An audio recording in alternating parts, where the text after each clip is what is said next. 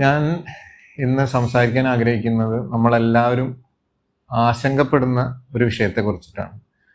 നമ്മൾ കേട്ട് കാണും, നമ്മളിപ്പോൾ സോഷ്യൽ മീഡിയയിൽ ഒരു ന്യൂസാണ് ഹ്യൂമൻ മെറ്റാന്യൂമോ വൈറസ്, അതായത് കോവിഡിന് സമാനമായുള്ള ഒരു വൈറസ് ആണോ എന്നുള്ള ധാരണയിൽ ചൈനയിൽ വളരെയധികം ആളുകൾക്ക് അസുഖം വന്നിട്ടുണ്ടെന്നുള്ള രീതിയിൽ നമ്മുടെ സോഷ്യൽ മീഡിയയിൽ ഈ അടുത്ത ദിവസങ്ങളിൽ നമ്മൾ കണ്ടുവരുന്നതാണ്.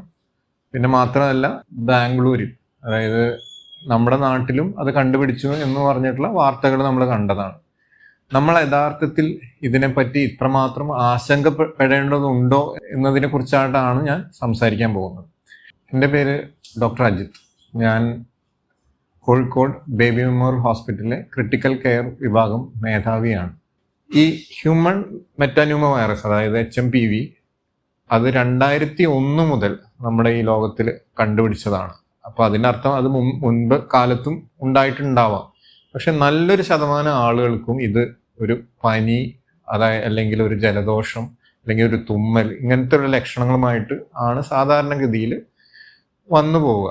അതുകൊണ്ട് നമുക്കറിയാലോ, നമുക്കിപ്പോൾ ഒരു വൈറൽ ഇൻഫെക്ഷൻ വന്നു കഴിഞ്ഞാൽ നമ്മൾ സാധാരണഗതിയിൽ അത് ചെക്ക് ചെയ്യാറില്ല. ഇൻ ദ സെൻസ് നമ്മൾ എന്താ പറയുക, നമ്മൾ ടെസ്റ്റ് ചെയ്യാനോ ഇതില്ല. നമ്മൾ പാരസെറ്റമോളും വെള്ളവും അതൊക്കെ കുടിച്ചിട്ട് നമ്മൾ സാധാരണഗതിയിൽ നമുക്കൊരു ഇമ്പ്രൂവ്മെന്റ് വരും.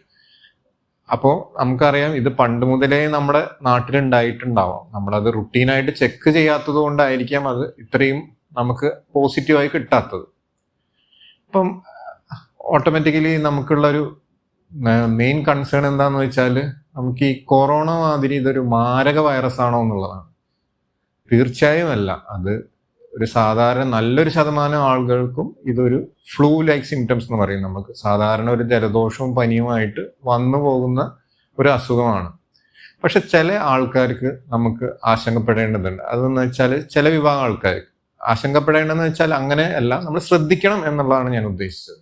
അതായത് നമ്മളെ ചെറിയ കുട്ടികൾ, പിന്നെ പ്രായമായുള്ളവർ, എസ്പെഷ്യലി 65 വയസ്സിന് മേലുള്ളവർ, പിന്നെ പ്രതിരോധ ശക്തി കുറഞ്ഞവർ, അതായത് ഷുഗർ ഉള്ള ആൾക്കാർ, അല്ലെങ്കിൽ കിഡ്നിക്ക് ഫെയിലർ ഉള്ള ആൾ, ഡയാലിസിസ് എടുക്കുന്നവർ, അതല്ലാതെ പ്രതിരോധ ശക്തി കുറയ്ക്കുന്ന മരുന്നുകൾ എടുക്കുന്നവർക്ക്, ഇവരൊക്കെ നമ്മൾ കുറച്ചും കൂടി ശ്രദ്ധിക്കേണ്ടതുണ്ട്. കാര്യം ഇവർക്ക് കുറച്ചും കൂടി സിംറ്റംസ്, അതായത് ഇതിൽ മാറി ചിലപ്പോൾ ന്യൂമോണിയ എന്നിങ്ങനെയൊക്കെ വരാനുള്ള സാധ്യതകളുണ്ട്.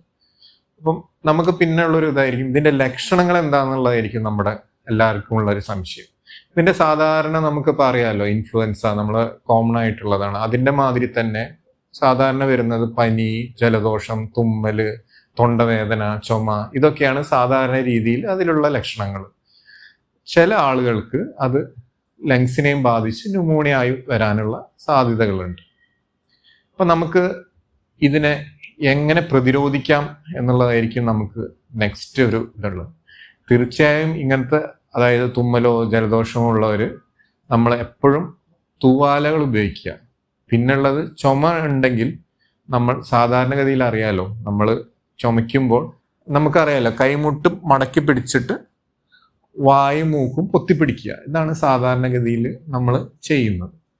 പിന്നെ നമ്മൾ എപ്പോഴും ഇങ്ങനത്തെ ക്രൗഡഡ് ഏരിയയിലൊക്കെ പോയി കഴിഞ്ഞാൽ നമ്മൾ കഴിവതും മാസ്ക് ധരിക്കുക. പിന്നുള്ളത്, നമുക്ക് സോപ്പ് കൊണ്ട് കൈ കഴുകുക. ഇതൊക്കെയാണ് നമ്മൾ സാധാരണഗതിയിൽ നമ്മൾ ചെയ്യേണ്ടത്.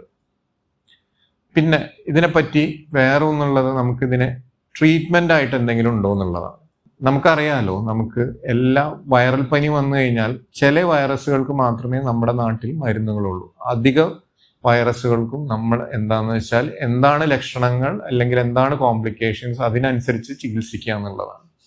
അപ്പോൾ ഒരാൾക്ക് പനി വന്നു കഴിഞ്ഞാൽ നമുക്കറിയാം, വളരെയധികം പനിയുണ്ടെങ്കിൽ നമ്മൾ സാധാരണഗതിയിൽ പാരസെറ്റമോൾ കഴിക്കും. പിന്നെ ബോഡിയിലെ ജലാംശം കുറയാൻ സാധ്യതയുണ്ട്. അപ്പോൾ നമ്മൾ വെള്ളം നല്ല രീതിയിൽ കുടിക്കേണ്ടി വരും. പിന്നുള്ളത്, മെയിൻ ഇമ്പോർട്ടൻ്റ് കാര്യം നമ്മളെല്ലാവരും ശ്രദ്ധിക്കേണ്ടത്, സ്വയം ചികിത്സിക്കാതിരിക്കുക. ഇങ്ങനത്തെ ലക്ഷണങ്ങൾ ഉണ്ടെങ്കിൽ തീർച്ചയായും അടുത്തുള്ള ഒരു ഡോക്ടറെ കാണിക്കുക.